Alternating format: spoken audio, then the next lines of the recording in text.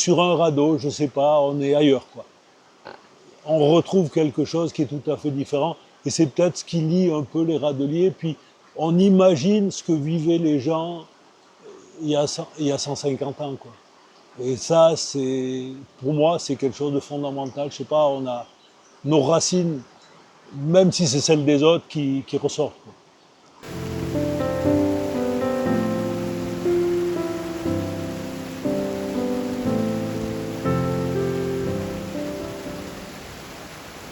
L'association des radeliers de Durance a été créée en 1993 par Denis Furestier, qui a été un précurseur, puisque les Hauts-Alpins, on n'était pas trop au courant du flottage dans nos rivières. Ça nous semblait quelque chose de tout à fait étrange. Moi, j'ai découvert ça.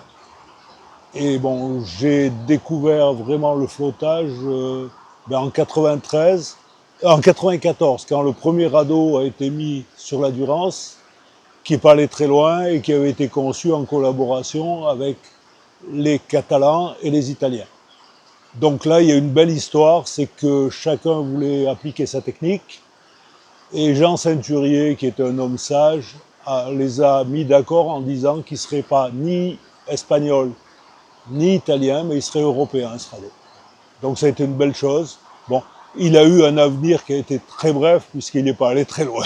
Et pourquoi justement Alors, la première chose, c'était un radeau articulé, ce qui se conçoit, mais il était en mélèze, qui était relativement vert, et c'est pas tellement fait pour bien flotter. Vu la densité du mélèze, c'est un peu gênant, quoi. Donc depuis, changement de bois. Changement de bois, changement de technique, enfin ça s'est amélioré avec des étapes successives. Et puis après, on est arrivé quand même à des belles descentes. Et à enchaîner les descentes, sauf les années exceptionnelles. Les années exceptionnelles, ou de crues exceptionnelles, ou une année où il y avait une belle exposition. Il y a eu des belles descentes en 98, puis c'était le rassemblement international qui s'est fait dans l'Embrunet. Donc toutes les associations de radeliers étaient ici, on avait même des Canadiens, des Finlandais, ainsi de suite, c'était très beau. Une belle organisation, mais bon, on a un peu baissé nos effectifs et bon, on se contente maintenant d'aller aux rassemblements internationaux chez les autres pour le moment. Nous sommes les radeliers et nous allons flotter. Belle Durance, grande Durance. La la la la la la la la la la la.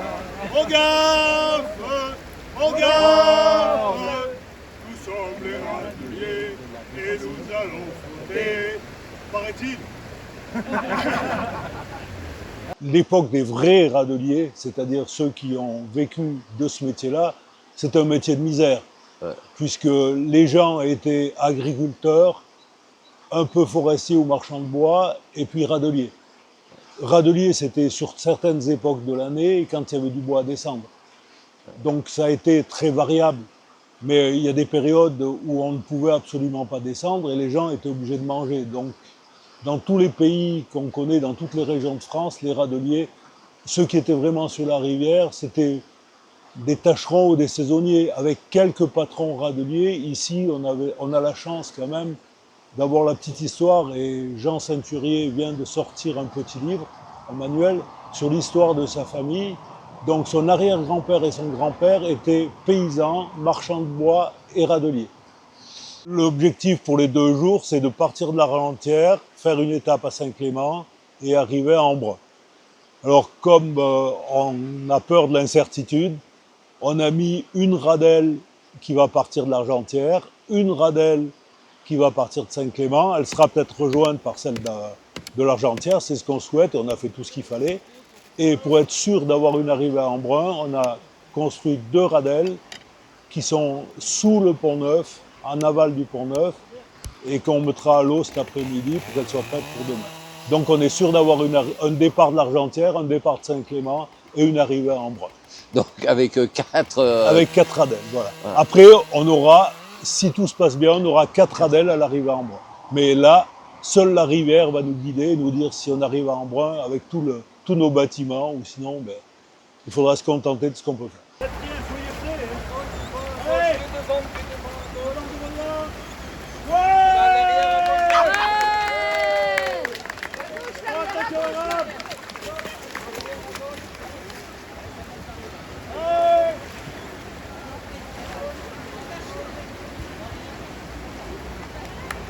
Le flottage a été très variable.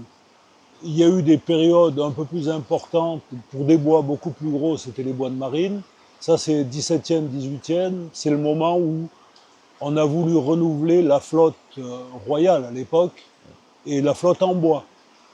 Mais ici partaient essentiellement des sapins qui servaient à faire les mâts. Le Jura envoyait des chênes qui servaient à faire les membrures.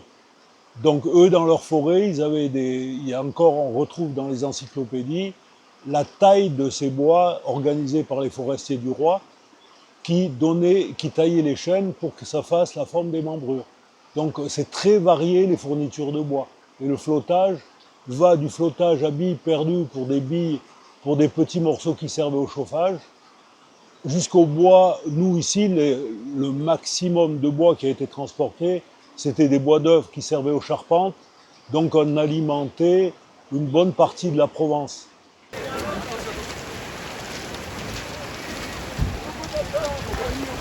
Bon, baptême du feu. On a appris à nager.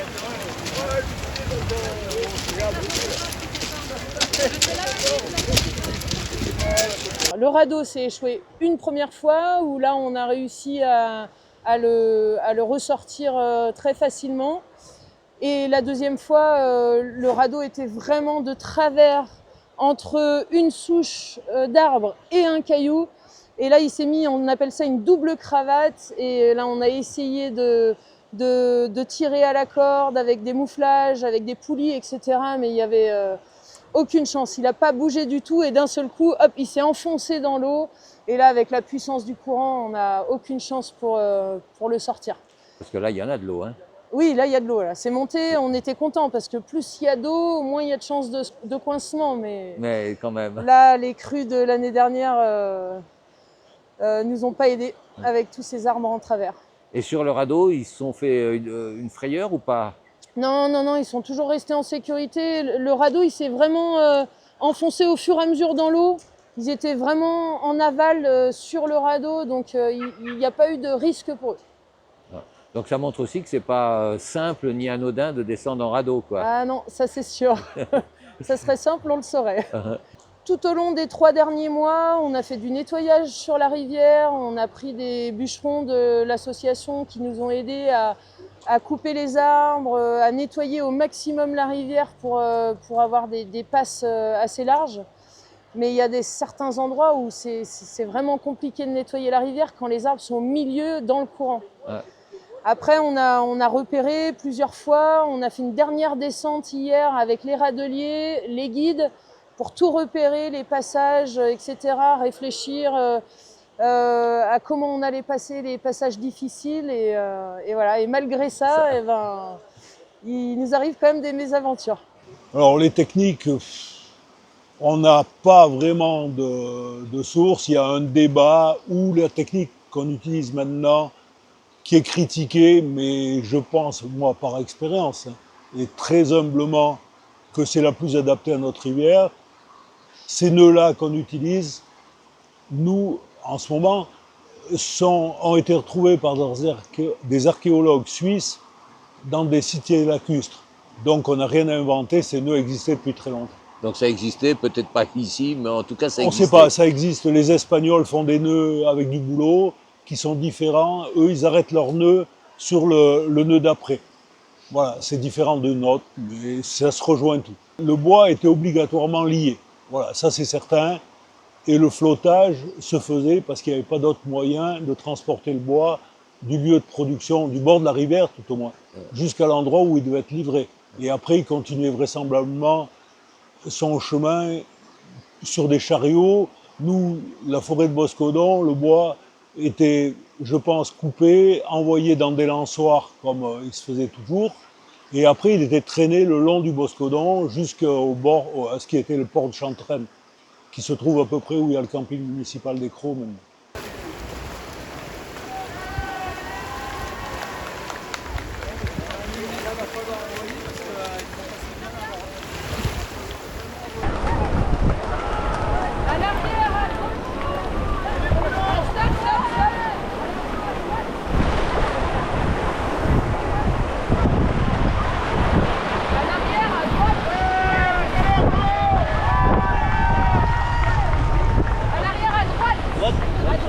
Officiellement, le préfet des Hautes-Alpes avait pris un arrêté en 1905, interdisant le flottage dans la partie haute de la Durance, parce qu'il devait se construire un barrage sur Vinon.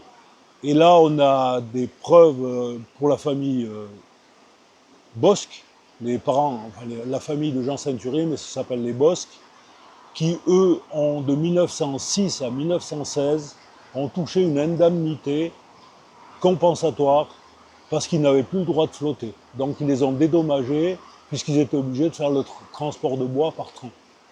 Donc on a la période du grand-père et de l'arrière-grand-père, on a une transition progressive avec l'arrivée du train, qui était à Embrun en 1875 à peu près. C'est ce que, il y a 150 ans qu'il est arrivé à Veynes, donc après ça a été un décalage à la montée jusqu'à Briançon. Voilà, donc progressivement, le flottage diminuait et était remplacé par un transport par train.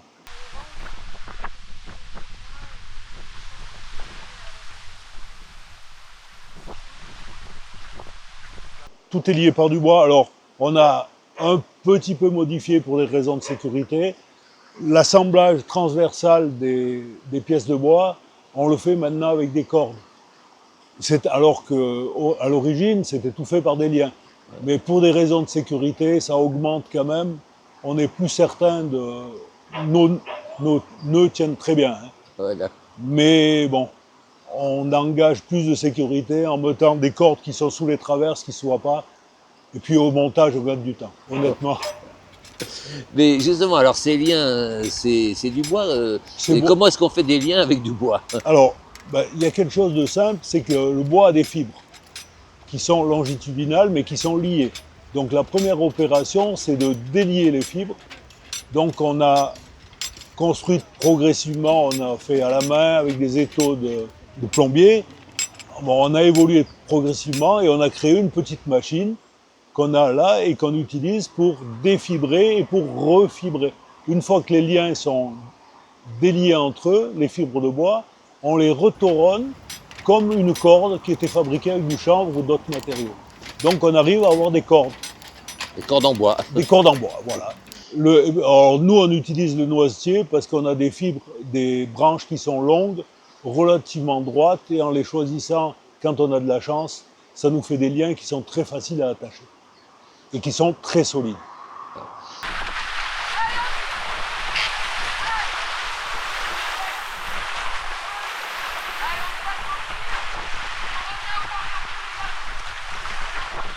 L'eau n'est pas notre ennemi, mais notre ennemi, c'est ce qui est caché. Voilà. Donc la Durance a subi les crues de 2023 et 2024 qui ont modifié complètement par endroits le lit de la Durance, qui ont recréé des gravières où il n'y en avait pas, qui ont amené plein d'embâcles, des arbres qui sont dans tous les sens. Donc depuis le mois de mars, il y a eu la première opération autorisée pour aller nettoyer un passage, le rocher de la Mouette, où il y avait des arbres qui étaient mélangés avec de la terre, donc il a fallu aller tronçonner pendant que l'eau était basse. Et une fois par semaine ou 2 fois par semaine, il y a des kayaks ou des rafts de l'association et du club de kayak d'Embrun qui va assurer la sécurité pour notre descente, qui font des repérages. Et après, hier encore, l'équipe des râteliers est allée refaire une descente en enlevant des branches qui à nouveau étaient dans certains passages et qui risquaient d'être dangereux. Donc c'est quasiment une première, puisque c'est une nouvelle rivière que vous allez parcourir. Oui, c'est une nouvelle rivière qui a été bien repérée par nos professionnels de la rivière qui sont obligatoires sur nos radeaux. On a au minimum un guide de rivière professionnel par radeau. Là, ce matin, il y en aura 3, plus des râteliers. Et pour des raisons de sécurité, il y a quelques passages qui risquent d'être litigieux. Donc dans ces quelques passages, il y aura uniquement les guides de rivière qui seront sur le radeau, sur la radelle. Donc on parle de radelle là, puisque oui, alors on a réduit la taille de nos radeaux habituels et on a pris des radelles qui font 8 mètres.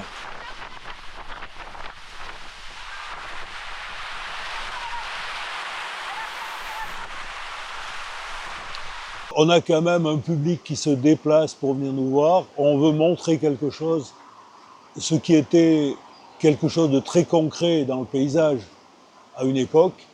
Et notre devoir, c'est quand même de montrer aux gens jusqu'au bout ce que ça peut être, puis avec les problèmes que vivaient les râteliers à l'époque. Puisque eux, ils n'avaient ni sécurité, ni équipement, ils n'avaient pas des combinaisons en néoprène, ils n'avaient pas des gilets de sauvetage. Ils se contentaient de leurs grosses vêtements en lainage, de leurs pantalons en velours, bien épais, et s'ils tombaient à l'eau, c'était souvent catastrophique. Ouais. La liste des morts est nombreuse le long de la Durance. Ah oui, c'est connu là. C'est connu. Donc les accidents. On connaît plus les accidents que les techniques. Oui, les accidents sont repérés puisqu'ils faisaient état d'un procès verbal.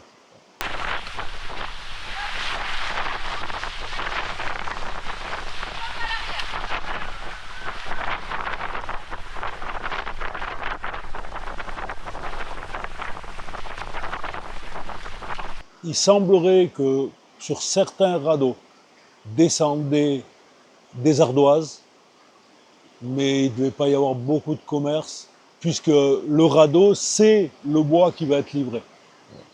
Le radeau, ici, ne nous sert pas de moyen de transport. Voilà.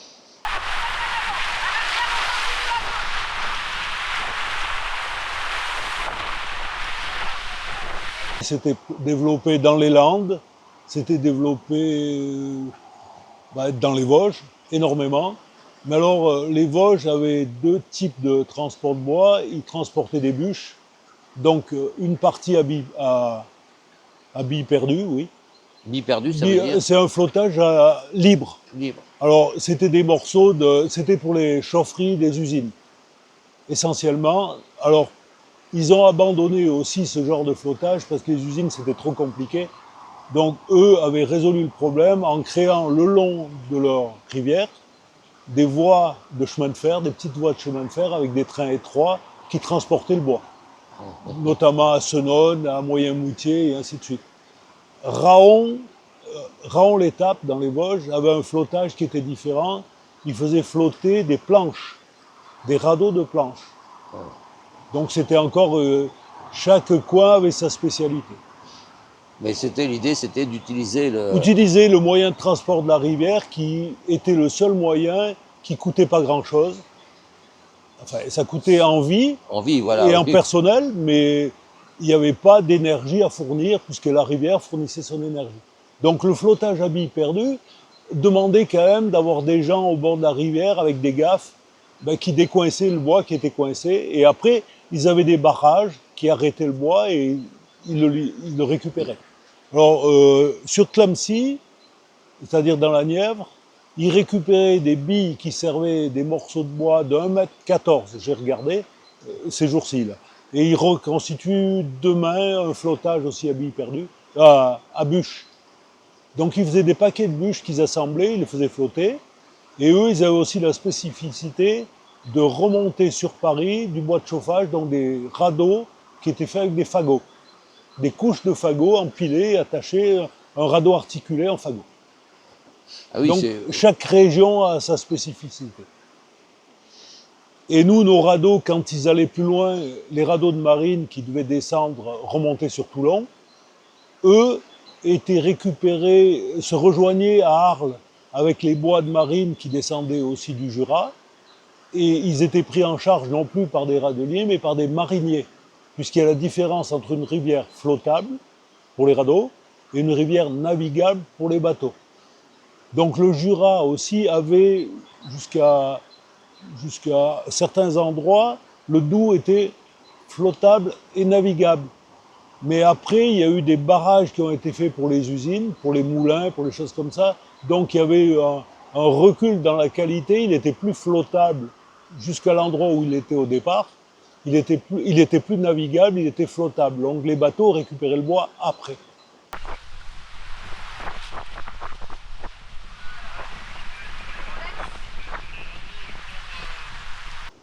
Les députés vont nous aider, les députés Jura, Nièvre et Hautes-Alpes se groupent pour essayer de nous aider à rentrer au patrimoine vivant de France, ce qui sera la première étape pour accéder après, rejoindre les autres associations au patrimoine mondial de l'humanité de l'UNESCO.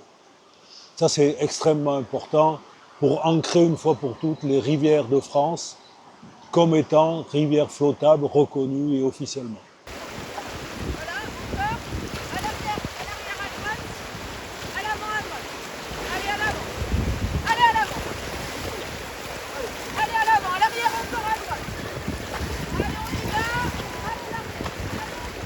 La communauté de communes du Pays des Écrins nous a trouvé un lieu qui va se trouver à Fressinière, dans lequel on aura un musée qui va avoir une partie de la collection Curino, une autre partie restera à l'Argentière dans le local Curino. Et on fera tourner l'expo et on changera le matériel. On a des expositions d'outillage parce qu'on a une chance extraordinaire, c'est qu'on a des dons de beaucoup de gens et on aura en même temps ce musée du bois et le musée des Râteliers qui sera groupé à Fressinière. Et alors, il y a déjà qui est en construction, en réalisation, c'est bien avancé, c'est l'arboretum qui va se trouver devant, à côté de la tour de glace. Et on aura devant la maison, enfin ce qui va servir de musée, mais qui est aussi la mairie, on aura une scie qui vient de chez M. Finn, à Moulin-Baron. Voilà, une scie de 1700, voilà, et quelques. Donc la tradition du bois va être représentée, voilà, dans sa globalité.